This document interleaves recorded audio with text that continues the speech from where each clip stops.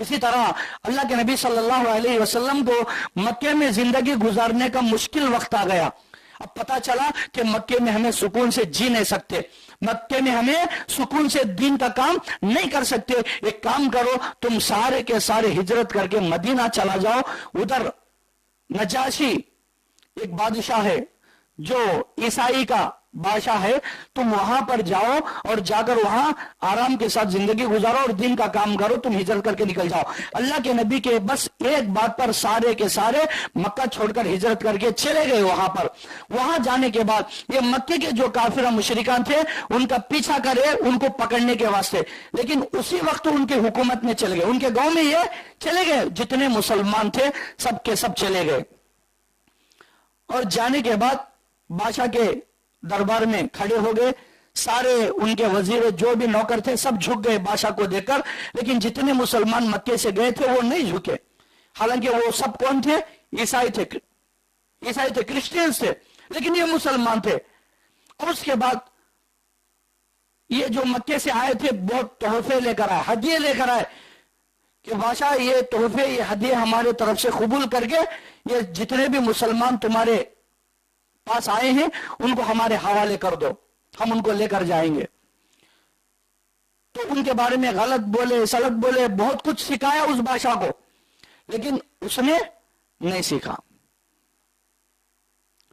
اس نے نہیں سیکھا, اس نے ان پر ظلم نہیں کرا, ظلم زبردستی نہیں کرا.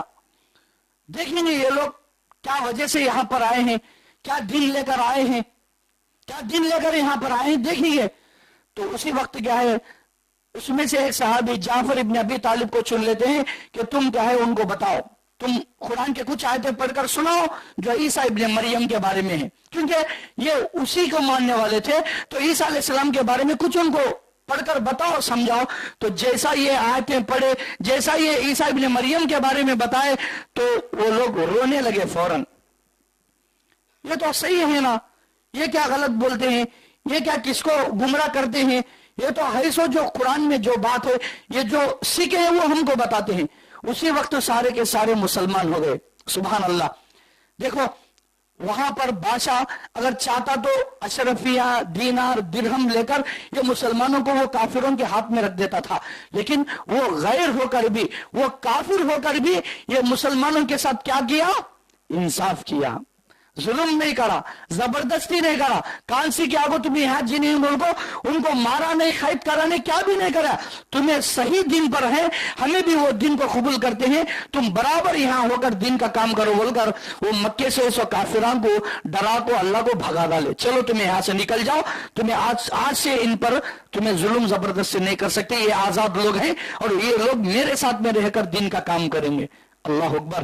آج کیا ہے, ویسا انصاف ہوتا کام تو ایسا انصاف نہیں ہوتا میرے بھائیوں. پیسوں کی لالچ میں بکے جاتے ہیں, پیسوں کی لالچ میں جھوٹ بولتے ہیں, پیسوں کی لالچ میں گواہیوں کو خریدتے ہیں, پیسوں کی لالچ میں دنیا کے ہر کام کو کر لیتے ہیں.